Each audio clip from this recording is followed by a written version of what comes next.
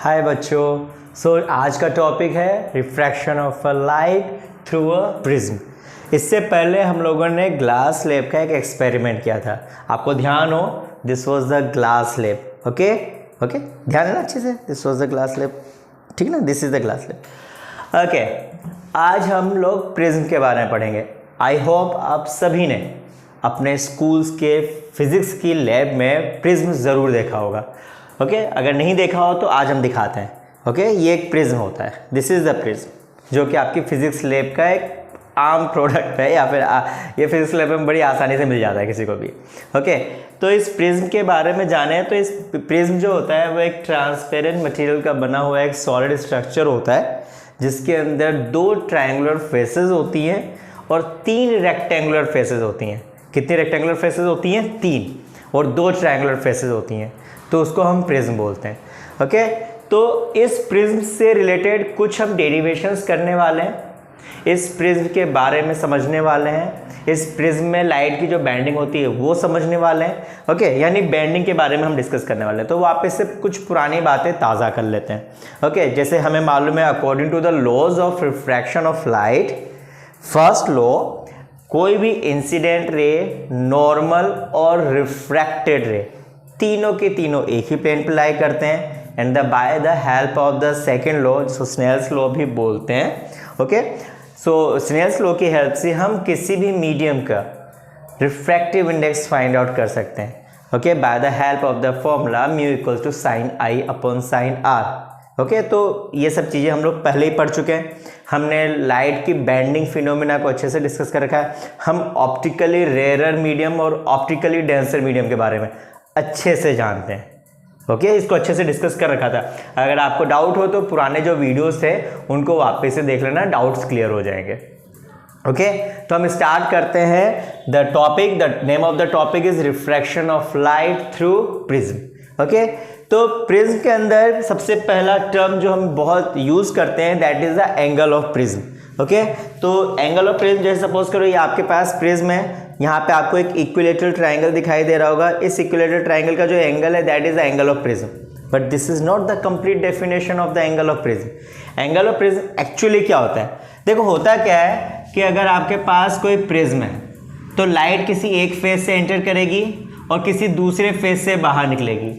तो लाइट जिन 2 फेसेस को यूज कर रही है एंटर करते टाइम और बाहर निकलते टाइम, उन दोनों फेसेस के बीच में जो एंगल बन रहा है that will be the angle of prism. उसको हम क्या बोलेंगे बेटा? Angle of prism. ओके, तो यहाँ पे फिलहाल लाइट ऐसे एंटर करके ऐसे बाहर निकल रही है तो it will be the angle of prism. अगर लाइट ऐसे एंटर करके यहाँ से बाहर निकलती है तो ये वाला एंगल ऑफ प्रिज्म हो जाता है। Okay, so angle of prism के लिए कंफ्यूज मत होना। ओके, और दूसरी बात, हमारे फिजिक्स की लैब के अंदर जो आप प्रिज्म देखोगे, इस प्रिज्म का एंगल ऑफ प्रिज्म जो होगा that will B 60 degree. But ये कोई फिक्स नहीं है कि हमेशा एंगल ऑफ प्रिज्म 60 डिग्री होता है। हाँ, फिजिक्स लैब के अंदर जो प्रिज्म हम जनरली यूज करते हैं उसका एंगल ऑफ प्रिज्म जो होता है that will B 60 degree. Clear? यहाँ तक क्लियर हो गया?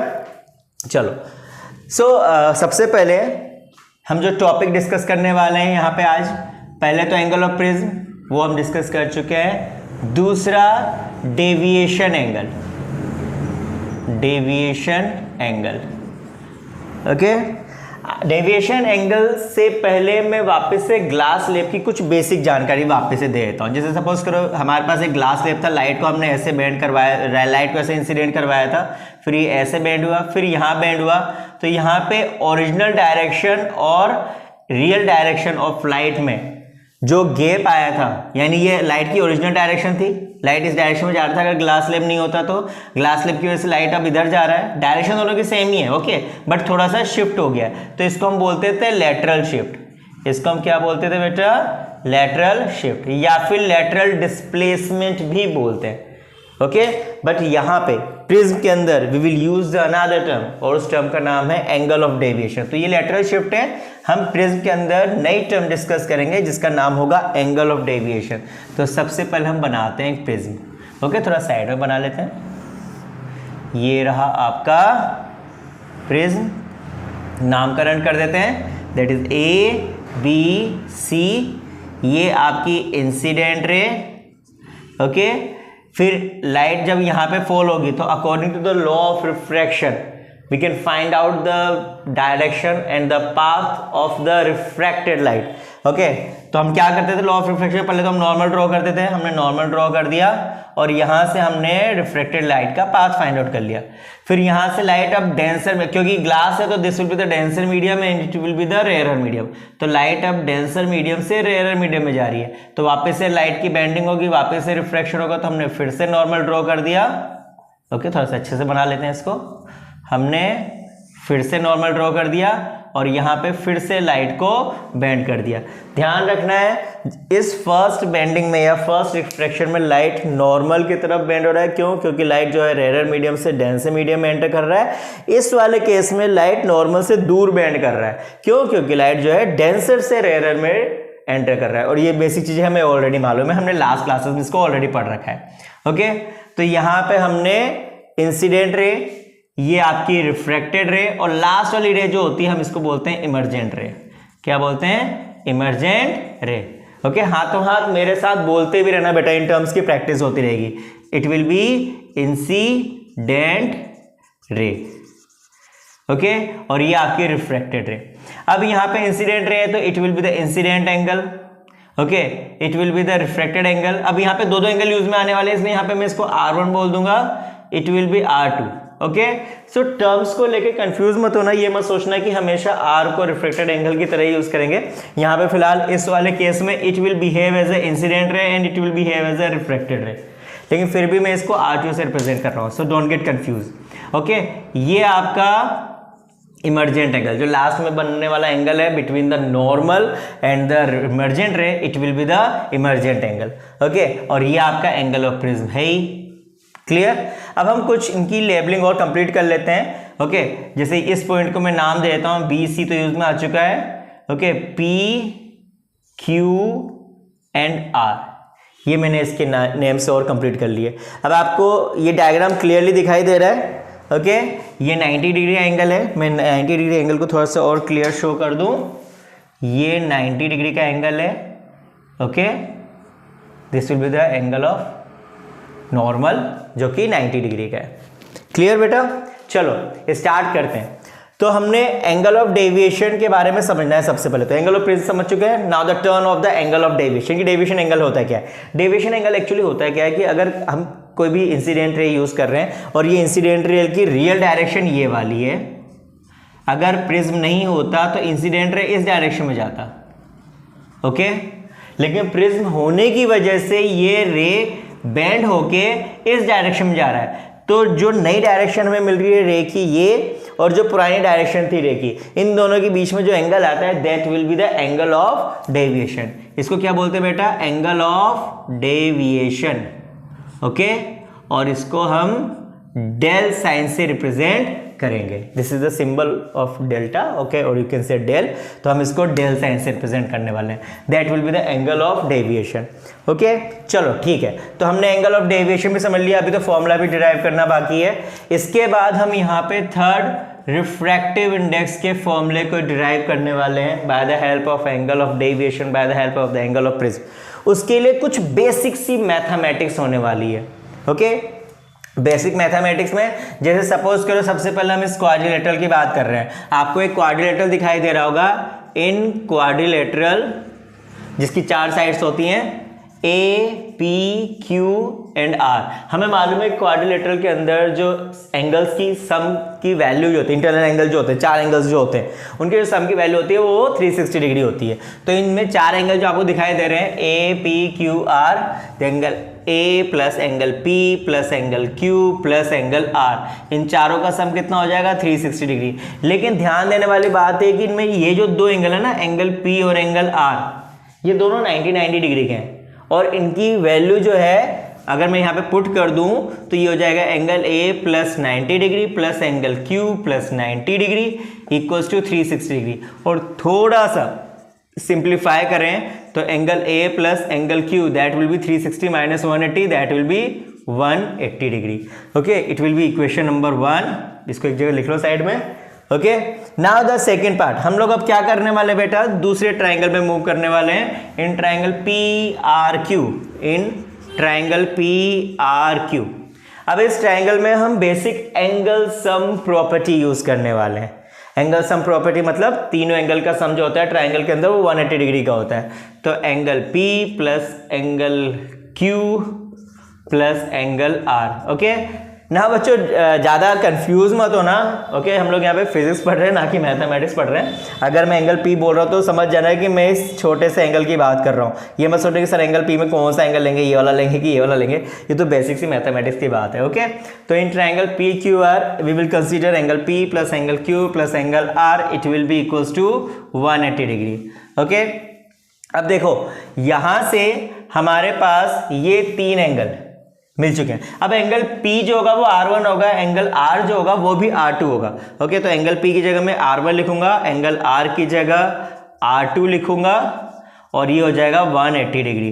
तो एंगल Q की वैल्यू जो होगी, angle Q that will be equals to 180 degree minus R1 plus R2। अब हमें करना कुछ भी नहीं है, सेकेंड इक्वेशन जो आ रही है ना ये वाली, इसमें एंगल Q की वैल्यू को उठा के एंगल 1 में सब्स्टिट्यूट कर देना है। क्या कर देना है, इसमें सिंपली वैल्यू उठा के सब्स्टिट्यूट कर देनी है। तो एंगल Q की वैल्यू जैसे ही आप इसमें पुट करोगे that will be angle A plus 180 minus R1 plus R2 equals to 180 degree. तो 180 से 180 कैंसिल हो जाएगा, angle A will be equals to R1 plus R2। ये हमारा एक इंपॉर्टेंट रिजल्ट आ गया है, इसको हम नाम देंगे इक्वेशन नंबर 3। ओके तो हमने एंगल A फाइंड आउट कर लिया in terms of R1 and R2।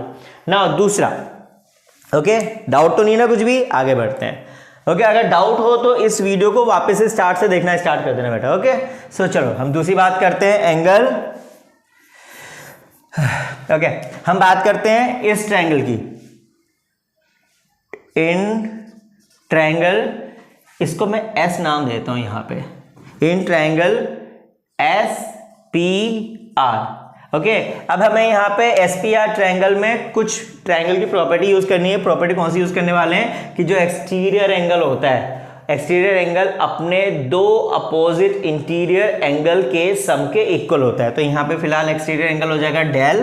Okay तो यहाँ पे एक्सटीरियर एंगल प्रॉपर्टी यूज कर रहे हैं, that is del equals to ये वाला एंगल प्लस ये वाला एंगल। तो इस वाले एंगल को मैं x नाम दूंगा, इस वाले एंगल को मैं y नाम देने वाला हूं। तो del equals to x plus y. अब यहाँ पे टास्क है x और y को फाइंड आउट करना। तो देखो बेटा ध्यान से, ये जो x प्लस R1 है ये I के इक्वल है, vertically opposite angle. Similarly y plus R2 E के इक्वल है। तो इस वाले डायग्राम से हम x की वैल्यू फाइंड आउट कर सकते हैं, that is I minus R1। Similarly हम y की वैल्यू फाइंड आउट कर सकते हैं, that is E minus R2। और इन दोनों वैल्यू को यहाँ पे पुट कर दो तो ये हो जाएगा del equals to I minus R1 plus E minus R2। Okay so ये हो जाएगा, थोड़ा सा और सिंप्लीफाई करने से del equals to I plus E minus R1 plus R2। Okay और हमने इक्वेशन नंबर 3 में ऑलरेडी देख रखा है कि R1 प्लस R2 की वैल्यू जो होती है बेटा वो एंगल A के इक्वल होती है। तो जस्ट पुट कर देना है, इस वाली वैल्यू को है ना यहाँ से उठा के यहाँ पुट कर देना है। तो ये आपके पास हो जाएगा del equals to I plus E minus angle A। Okay now this is again one more important result. This is the formula to calculate the angle of deviation by the help of incident angle, emergent angle and angle of prism. Okay इस फॉर्मूले से ये चीज़ तो समझ में आ गई कि angle of deviation बहुत डायरेक्टली तरीके से इंसिडेंस एंगल पे डिपेंड करता है। यानी इंसिडेंस एंगल अगर ज़्यादा होगा तो no doubt angle of deviation भी ज़्यादा होगा। Okay but this is not the final result. अभी हम बहुत सारी चीज़ें करने वाले हैं जिसमें हम ये भी फाइंड आउट करेंगे कि एंगल ऑफ डेविएशन की एक मिनिमम स्पेसिफिक वैल्यू भी होती है। जस्ट वेट, थोड़ा सा टाइम लगने वाला उसमें। ओके सो यहाँ पे हमारे पास एंगल ऑफ डेविएशन का हमने फॉर्मूला कैलकुलेट कर लिया। ओके आई होप यहाँ तक आपको कोई डाउट नहीं होगा। नाउ द नेक्स्ट हम यहाँ पे रिफ्रैक्टिव इंडेक्स की बात करने वाले हैं। तो रिफ्रैक्टिव इंडेक्स के फॉर्मूले को डिराइव करने के लिए, ओके सब लिख लिया होगा आप लोगों ने। रिफ्रैक्टिव इंडेक्स के फॉर्मूले को डिराइव करने के लिए we will use the formula that is mu equals to sine i upon sine r. Okay mu equals to sine i upon sine r. Okay इस फॉर्मूले को यूज़ करने वाले हैं। अब इस फॉर्मूले को यूज़ करने से पहले हम यहाँ पे एक स्पेशल केस लेंगे। स्पेशल केस कौन सा?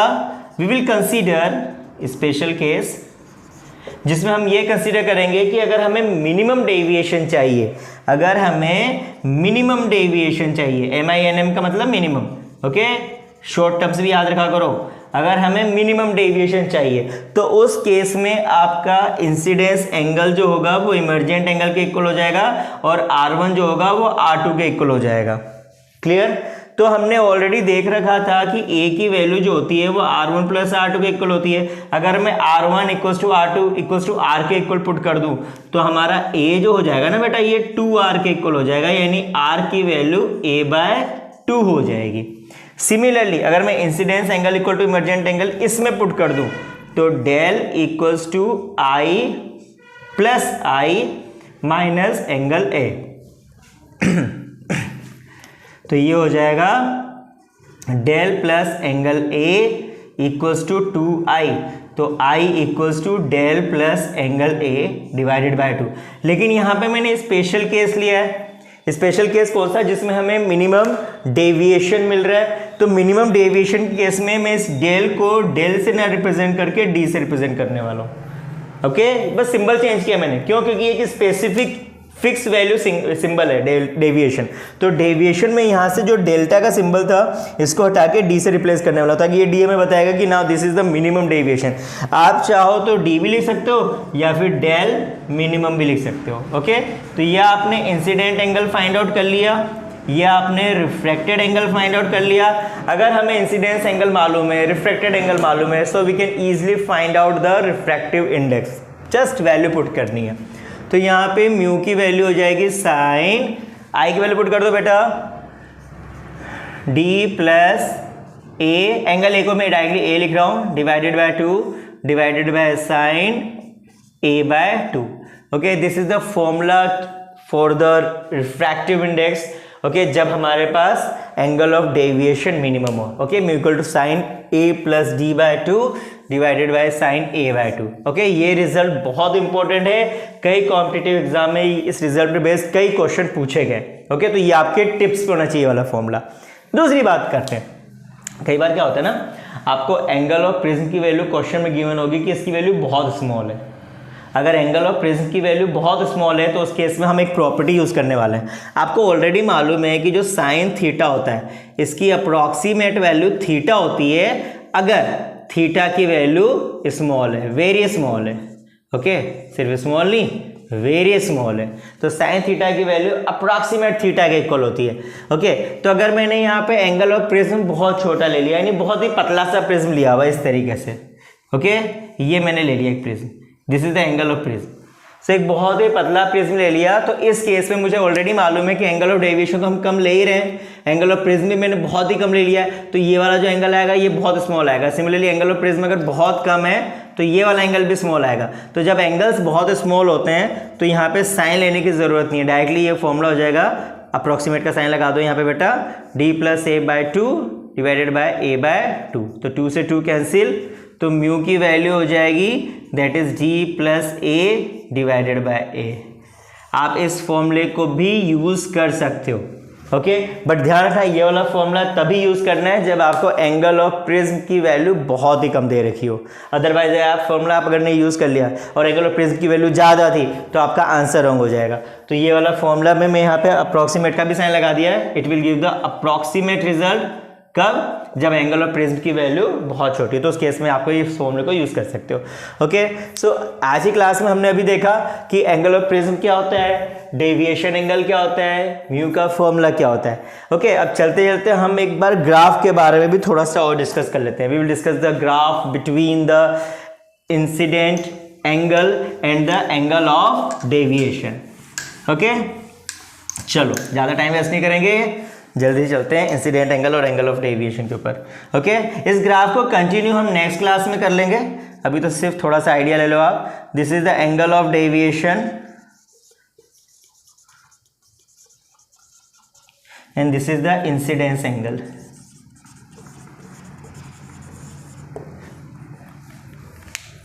ओके यहाँ पे बस आपको ग्राफ का स्ट्रक्चर शेप याद रखना है इस तरीके से। ये वो एंगल है जहाँ पे आपको मिनिमम डेविएशन मिलता है, ओके और यहाँ पे angle of incidence will be equal to the angle of emergence, क्योंकि हमने ऑलरेडी पढ़ रखा है कि मिनिमम डेविएशन हमें तब मिलता है जब इंसिडेंस एंगल की वैल्यू इमर्जेंट एंगल के बराबर होती है। तो ये वाला एंगल जब इसके बराबर होगा तो हमें मिनिमम डेविएशन मिलेगा, जिसको मैं यहाँ से डी से रिप्रेजेंट करूंगा। तो इस ग्राफ का शेप याद रखना, इससे बेस्ड एग्जाम में ग्राफिकल क्वेश्चन आते हैं। आपको 4 ग्राफ दे दिए जाएंगे और पूछा जाएगा कि एंगल ऑफ डेविएशन और इंसिडेंस एंगल के बीच में कौन सा ग्राफ सेटिस्फाई कर रहा है। ओके तो बच्चों ये थ्योरी पार्ट था जो हमने अच्छी तरीके से डिस्कस कर लिया। इस वीडियो को 1-2 बार और देख लेना और फिर नेक्स्ट क्लास में हम इस पे बेस्ड कुछ न्यूमेरिकल डिस्कस करेंगे। तब तक अच्छे से प्रैक्टिस करो और पढ़ाई करो। Thank you.